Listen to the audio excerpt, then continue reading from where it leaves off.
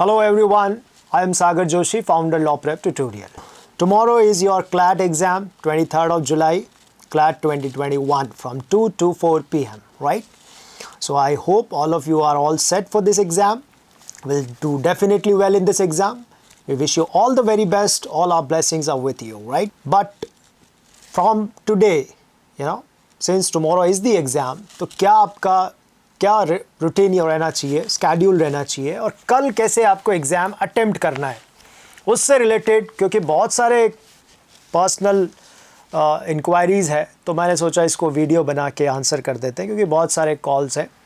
तो इस वीडियो के थ्रू आप जो भी लोग हैं उसको इंसाइट या गाइडलाइन मिल जाएगा कि किस तरीके से आपको एग्ज़ाम करना है। सबसे पहले मैं बोलूँगा कि अभी आज हमने एक और वीडियो मैंने बनाया है, डरना मना है। एक्चुअली वीडियो का टाइटल है डर लग रहा है। तो ये भी एक फ्रीक्वेंट क्वेश्चन था स्टूडेंट्स का। बहुत सारे स्टूडेंट्स ने कहा साहब डर लग रहा है, तो उसके लिए एक वीडियो अपलोड किया है कि किस तरह से आप डर क्यों लग रहा है, क्यों नहीं लगना चाहिए, क्या करें उसके लिए, क्या आपका अप्रोच होना चाहिए। तो वो एक बहुत यूज़फुल वीडियो है, उसको आप ज़रूर देखिए। इस वीडियो में मैं बात करूंगा कि आपको एग्ज़ाम कैसे अटेम्प्ट करना है। एग्ज़ाम अटेम्प्ट करने से पहले कुछ 2-3 चीज़ें मैं आपको बता देता हूं। सबसे पहले तो आज का दिन भी आपका बड़ा इंपॉर्टेंट है, क्योंकि कल आपका एग्ज़ाम है। तो आज आप जितना रिलैक्स रह सकते हैं रहिए, पढ़ सकते हैं, जीके पढ़िए, कुछ भी पढ़िए, लेकिन बहुत ज़्यादा ओवर स्टडी की, ओवर स्ट्रेस होने की ज़रूरत नहीं है। आराम से पढ़िए जितना पढ़ सकते हैं। जब आपको जितना, दूसरा इंपॉर्टेंट है, जितना ज़्यादा नींद ले सकें, अच्छी नींद ले सकें, कोशिश करिए जल्दी सोने की।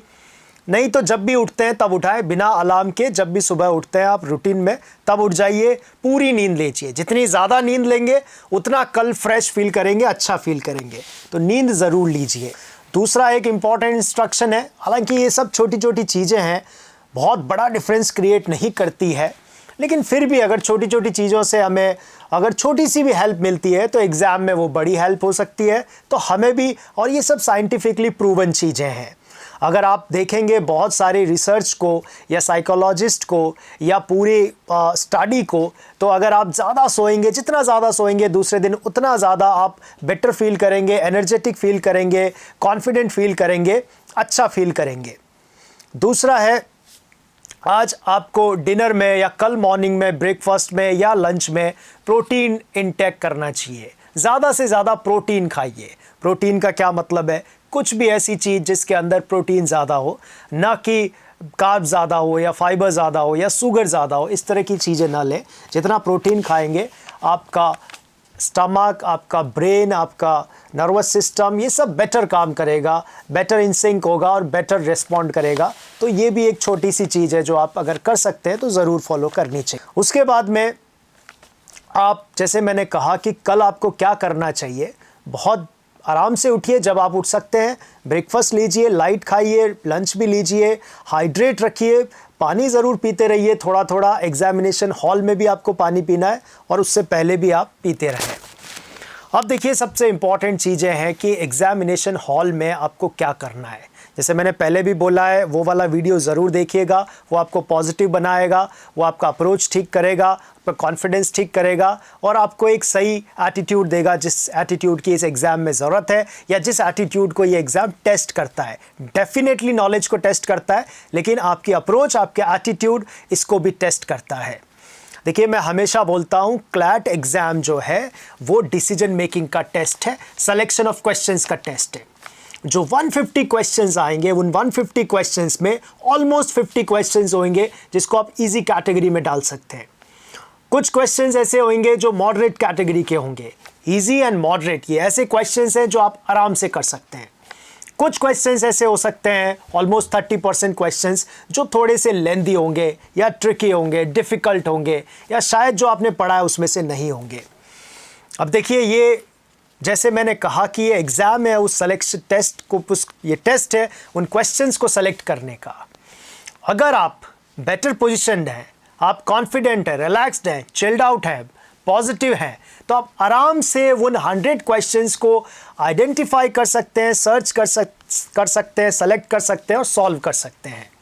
और वो जो 30, 40, 50 क्वेश्चंस हैं जो ट्रिकी हैं, जो डिफ़िकल्ट हैं, जो लेंदी हैं, उनको आप तभी करें जब आपको पता है कि yes I am 100% sure with these answers and I know these, I have solve this question और I have the idea about this question और I am sure that this is the correct answer, then go ahead and attempt it, otherwise avoid it, leave it, right. तो जैसे मैंने कहा कि ये exam जो है सिलेक्शन ऑफ क्वेश्चंस का है, राइट। तो अब आपका पहला सवाल है कि अटेम्प्टिंग ऑर्डर क्या होना चाहिए। देखिए जनरली हम एडवाइस करते हैं कि जो आपका स्ट्रॉन्ग एरिया है, जो आपकी स्ट्रेंथ है, वहाँ से स्टार्ट करें, ताकि उससे अगर आप जो स्ट्रॉन्ग है, जो स्ट्रेंथ है आप करते हैं तो थोड़ा सा पॉजिटिव फील करते हैं, राइट। लेकिन अगर आपको नहीं पता है कि आपका स्ट्रॉन्ग एरिया कौन सा है, और स्ट्रॉन्ग एरिया के साथ में एक दिक्कत ये है, मान लीजिए आपका स्ट्रेंथ है English for example, and English बहुत डिफिकल्ट है, बहुत टफ है, तो आपको लगता है यार जो मेरा स्ट्रॉन्ग एरिया उसी में स्कोर नहीं हो रहा है तो बाकी में क्या होएगा। तो इसी सब को, इसी अप्रोच को टेस्ट करता है एग्जाम, कि उस सिचुएशन में आप कैसे हैंडल करते हैं उस सिचुएशन को। उस सिचुएशन को हैंडल करने के लिए आपको कुछ भी नहीं कर रहा है। हो सकता है कि आपने जो शुरू से किया है, जो पैराग्राफ के जिस पैसेज के साथ शुरू किया है वो डिफिकल्ट हो, वो ट्रिकी हो, वो लेंदी हो, वो बहुत टफ हो, या कोई ऐसा है जो आपने नहीं पढ़ा है, उसको छोड़ के आप आगे बढ़िए। अगर आगे वाले में भी ये दिक्कत है तो सेक्शन कोई चेंज कर दीजिए। दूसरी चीज़ है कि अगर आप एक जनरल मेड से ऑर्डर पूछेंगे कि किस ऑर्डर में अटेम्प्ट करना चाहिए, तो जीके से स्टार्ट करें। जीके क्योंकि उसमें कई बार पैसेजेस पढ़ने की ज़रूरत नहीं पड़ती है, डायरेक्ट क्वेश्चंस के आप आंसर्स निकाल सकते हैं, तो जीके से स्टार्ट करेंगे, कम टाइम में हो जाएगा और आपको लगेगा कि you are done with a lengthy section and still you have lot of time. दूसरा एक इंपॉर्टेंट मैं आपको सजेस्ट करना चाहूँगा, always keep a close eye on your wrist watch, keep watching your watch, नज़र बनाए रखें टाइम पर, क्योंकि टाइम को जब आप बार बार देखते रहेंगे तो you will be aware of the time how it is going, right, and you will have better command over your time management. तो आप टाइम मैनेजमेंट का अपने आप से हो जाएगा अगर आपको पता है कि टाइम कितना हो रहा है। दिक्कत तब आती है जब आप बहुत लंबे समय तक टाइम नहीं देखते और अचानक से देखते हैं अब सिर्फ हाफ एन आवर बचा है या 30 मिनट्स है या 40 मिनट्स है, तब आप पैनिक करते हैं या जल्दबाजी करते हैं। बट आप कॉन्स्टेंटली अगर टाइम देख रहे हैं तो आपको ऐसा नहीं लगेगा कि टाइम बहुत ज़्यादा हो गया है, एंड आप इफेक्टिवली पेपर को मैनेज कर पाएंगे, टाइम मैनेजमेंट को। तो सेक्शन में बात कर रहा था कहाँ से स्टार्ट करें, जीके को सबसे पहले स्टार्ट करें। फिर बहुत सारे बच्चों का, क्योंकि लीगल एप्टीट्यूड बहुत स्ट्रांग होता है, लीगल एक ऐसा सब्जेक्ट है या सेक्शन है जो स्पेशली आप सभी लोगों का, जो भी लॉ प्रेप के स्टूडेंट्स हैं उनका एक्सेप्शनली स्ट्रांग है, तो लीगल एप्टीट्यूड आप उसके बाद कर सकते हैं। उसके बाद आप सॉल्व करिए लीगल रीजनिंग को, और लास्ट में आप करिए क्रिटिकल रीजनिंग को और क्वांटिटेटिव टेक्निक्स को, क्यूटी को। क्यूटी जो मेरी अंडरस्टैंडिंग है, मैं क्रिटिकल रीजनिंग सबसे लास्ट में करने का बोलूँगा, क्यूटी को उससे पहले करने का बोलूँगा। तो जीके करिए, लीगल करिए, इंग्लिश करिए, क्यूटी करिए और सीआर करिए। इसके ये ऑर्डर आप खुद भी डिसाइड कर सकते हैं, जो भी आपका कंफर्ट लेवल है, जो भी आपने डिसाइड किया है या जिस तरीके से आप करते हैं और अच्छा परफॉर्म करते हैं उस तरीके से आप करिए। दूसरी चीज़ जो आपको ध्यान में रखनी है पेपर में अटेम्प्ट करते वक्त, जैसे मैंने कहा कि आपको किसी भी पैराग्राफ्स में या किसी भी क्वेश्चन में बहुत ज़्यादा टाइम नहीं लगाना है। When you start reading the passage or you start reading the question, you start getting the sense कि I would be able to do it because I'm getting what it is, what the question is asking about or what the question is talking about.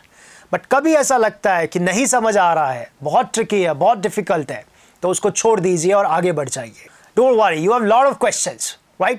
देखिए अगर CLAT को top भी करना है तो 120-25 में तो टॉपर बन जाता है। सिलेक्शन के लिए तो आपको 80-90 मार्क्स में भी आप सेलेक्ट हो सकते हैं। तो बहुत सारा स्कोप है कि आप क्वेश्चंस छोड़ सकते हैं, तो बिल्कुल डरने की ज़रूरत नहीं है, आराम से आप क्वेश्चन को छोड़ते रहिए जब आपको नहीं आता है। आइडियल अटेम्प्ट कितना होना चाहिए? आइडियल अटेम्प्ट जैसे मैंने हमेशा बोला है डिपेंड करेगा कि पेपर का डिफ़िकल्टी लेवल क्या है। पेपर इजी है तो अटेम्प्ट्स बढ़ेंगे, पेपर डिफ़िकल्ट है तो अटेम्प्ट्स कम होंगे। बट आइडियली हम सजेस्ट करते हैं 20 to 25 अटेम्प्ट्स होने चाहिए। इतने अटेम्प्ट आपको करने चाहिए प्रोवाइडेड का पेपर जो है वो मॉडरेट है, जैसा लास्ट ईयर था। इस बार पेपर कैसा होगा वो कल ही पता चलेगा। दूसरा चीज़ है, जैसे मैंने आपको हमेशा कहा है, ये एग्ज़ाम आपकी मेंटल स्ट्रेंथ को टेस्ट करता है, आपकी डिसीजन मेकिंग को टेस्ट करता है, आपके टाइम मैनेजमेंट को टेस्ट करता है। और आपकी एफिशिएंसी को। एफिशिएंसी से मेरा मतलब हमेशा ये है कि जब आप एग्ज़ाम स्टार्ट करते हैं तो जो स्टार्टिंग के 15, 20, 30 मिनट्स में जो आपका एक एक्साइटमेंट होता है, जो एनर्जी लेवल होता है, जो कंसंट्रेशन, जो फोकस होता है, वो लास्ट सेकंड तक इंटैक्ट रहना चाहिए। बहुत सारे बच्चे ये मिस्टेक करते हैं। रादर 90% स्टूडेंट्स लास्ट के 10, 15, 20 मिनट्स के अंदर उस एफिशिएंसी, उस एनर्जी, उस कंसंट्रेशन, उस फोकस के साथ पेपर नहीं करते हैं जो शुरू के 15, 20 या 30 मिनट्स में आप जिस एफिशिएंसी, जिस एनर्जी के साथ काम करते हैं, वो आपको इंटैक्ट रखना है। अपने आप को हाइड्रेट रखें। कई सारे बच्चों ने मुझे क्वेश्चन पूछा कि सर कई बार नर्वस होते हैं, कई बार लगता है ब्लैंक हो गए हैं, कुछ समझ नहीं आ रहा है। Don't worry, take a break, deep breathing करिए। देखिए ये scientifically, logically and rational things मैं आपको बता रहा हूँ, क्योंकि जब आप डीप ब्रीथ करते हैं, जब आप बहुत ज़्यादा ऑक्सीजन इनहेल करते हैं, तो वो ऑक्सीजन आपके ब्रेन को अलर्ट करता है, स्टिमुलेट करता है, एक्टिव करता है, कॉन्फिडेंट बनाता है। डीप ब्रीदिंग करिए, एक सिप लीजिए। आपको अलाउड है वाटर बोतल, ट्रांसपेरेंट वाटर बोतल ज़रूर रखिए अपने पास भर के। एक सिप लेते रहिए हर 15, 20, 20 मिनट से। हाइड्रेट रहेंगे, अच्छा फील करेंगे, रिलैक्स्ड फील करेंगे, काम फील करेंगे। जब भी याद आए, मौका मिले, डीप ब्रीदिंग करिए, इनहेल करिए जितना ज़्यादा इनहेल कर सकते हैं और ग्रेजुअली एक्सहेल करिए। बहुत जल्दबाजी वहाँ पे ऐसा नहीं है कि आप कपालभाति शुरू कर दें फटाफट, क्योंकि आपको बहुत ज़्यादा इन डीप ब्रीदिंग करना है, ऐसा नहीं। रिलैक्स रहिए, चिल रहिए, आराम से, कोई जल्दबाजी मत करिए। 2 आवर्स हैं आपके पास में, 100 क्वेश्चंस आइडेंटिफाई करके सॉल्व करने हैं आपको। और अगर वो 100 क्वेश्चंस अगर आप आइडेंटिफाई कर लेते हैं तो आपको बहुत अच्छे कल रैंक्स या सिलेक्शन से कोई नहीं रोक सकता। इसके अलावा आपको किन चीज़ों का एग्ज़ाम के अंदर ध्यान रखना चाहिए? देखिए एक बड़ा डिस्प्यूट या कन्फ्यूजन है कि जो कंसोर्टियम के प्रेसिडेंट हैं, उन्होंने बोला है कि आप पेपर पे कुछ लिख नहीं सकते। मुझे लगता है उनका मीनिंग जो भी हो, लेकिन अंडरलाइन करने में कोई दिक्कत नहीं। I would advise you to underline, because specially CR, reading, RC, इन सब चीज़ों में आप जानते हैं कि कीवर्ड्स का क्या इंपॉर्टेंस है। तो while reading the passage, while reading the paragraph, you can underline the important thing, the keywords you have already learnt and studied lot of reasoning, lot of English, lot of RC. keywords को underline करिए, important चीज़ों को underline करिए, ताकि आप effectively उसको answer कर पाए। अंडरलाइनिंग से मुझे नहीं लगता उनको कोई दिक्कत है। जैसे आपको पता है बॉल पॉइंट पेन होने चाहिए, ब्लू या ब्लैक, उससे OMR भरना है। OMR कैसे भरना है, ये भी एक बहुत फ्रीक्वेंटली आस्क्ड क्वेश्चन है। उसका सिंपल सोल्यूशन है कि आप एक सेक्शन को कंप्लीट करिए और उसको OMR में फिल करिए। 1 by 1 करेंगे वो सजेस्टेबल नहीं है, और पूरा पेपर कंप्लीट करने के बाद ऐसा तो बिल्कुल भी नहीं करें। तो my suggestion is complete 1 section, and उस 1 सेक्शन के जो भी क्वेश्चन है केयरफुली उनको OMR में फिल करें, प्रॉपरली एनसर्कल करें, डार्कन करें सर्किल को। ये बहुत इंपॉर्टेंट है, क्योंकि आपकी OMR चेक होगी। जो OMR में आपने मार्क किया है, जो आपने OMR में डार्क किया है, डार्कन किया है, एनसर्कल किया है, वही चेक होगा। दूसरी चीज़ है कि आप OMR के ऊपर तो डेफिनेटली कुछ नहीं लिखे, पेपर में रफ वर्क के लिए जगह है, वहाँ यूज करें, अंडरलाइन कर सकते हैं। फिर भी इंस्ट्रक्शंस बहुत carefully, this is very important, read the instructions twice, thrice and very carefully, because instructions are very important, and go as per the instructions. जैसा इंस्ट्रक्शंस आपको इंस्ट्रक्ट किया है उसी के अकॉर्डिंग आप पेपर करें, राइट। पेपर में मैं बार बार बोल रहा हूँ, जितना आप चिल रहेंगे, कॉन्फिडेंट रहेंगे, जितना आप पॉजिटिव रहेंगे, उतना अच्छा करेंगे। आराम से पेपर करें, कोई जल्दबाजी नहीं करें। कितना आता है वो इम्पॉर्टेंट नहीं है, आप कितना वहाँ पे कर पाते हो वो इम्पॉर्टेंट है। उसके लिए ज़रूरी है कि आपका पॉजिटिव रहना, चिल्ड आउट रहना, रिलैक्स्ड रहना, काम रहना, इफ़ेक्टिव डिसीजन मेकिंग करना, इफ़ेक्टिव सिलेक्शन ऑफ क्वेश्चंस करना। 2 आवर्स का एग्ज़ाम है, 2 आवर्स को पूरे यूटिलाइज करना है। ऐसा नहीं कि शुरुआत में आप बहुत अच्छे से कर रहे हैं, बाद में आप थोड़ा सा, because you are tired, because you are your energy level is down, so you want attempt the paper with the same energy at the end. Maintain intact this energy till the last second in the exam. कुछ चीज़ें आप चाहें तो कर सकते हैं, जैसे कि आप एग्ज़ाम में जाने से पहले ब्लैक कॉफ़ी पी सकते हैं, क्योंकि उसमें कैफ़ीन होता है, वो आपको एनर्जेटिक रखता है। मैं सजेस्ट नहीं करूँगा कि कोई भी एनर्जी ड्रिंक जो आते हैं वो पिए, लेकिन कॉफ़ी सजेस्टेबल है, या नींबू पानी लीजिए, हमारा देसी सबसे अच्छा है, वो भी उसमें भी विटामिन सी होता है, एंटीऑक्सीडेंट होता है, हाइड्रेट रखता है बॉडी को, तो अच्छा फील करिए, बिल्कुल एंजॉय करिए। देखिए ये 2 आवर्स 120 मिनट्स है एग्ज़ाम के, जो इसको एंजॉय करेगा, जो इसमें रिलैक्स्ड रहेगा। देखिए एग्ज़ाम हमेशा ख़राब नहीं होता है, एग्ज़ाम के बाद में कुछ अच्छा भी होता है, एग्ज़ाम के बाद में हमेशा रिज़ल्ट नहीं आता है, एग्ज़ाम के बाद में हम रिलैक्स्ड भी होते हैं, हमें वेकेशन का भी चांस मिलता है, हमें चिल आउट करने का भी चांस मिलता है। तो बहुत सारी अच्छी बातें भी हैं एग्ज़ाम के साथ में, सारी बातें ख़राब नहीं है। डर लग रहा है वाला वीडियो ज़रूर देखिए। कोई भी एग्ज़ाम से रिलेटेड क्वेरी है, क्वेश्चन है, इस वीडियो में कमेंट कीजिए, उनके आंसर हम पर्सनली करेंगे। अगर आप कोई भी एग्ज़ाम से रिलेटेड कि पेपर अटेम्प्टिंग से रिलेटेड क्वेश्चन पूछते हैं तो हम आपको ज़रूर आंसर करेंगे। Thank you so much for watching this. Stay tuned with Law Prep Tutorial for more such videos.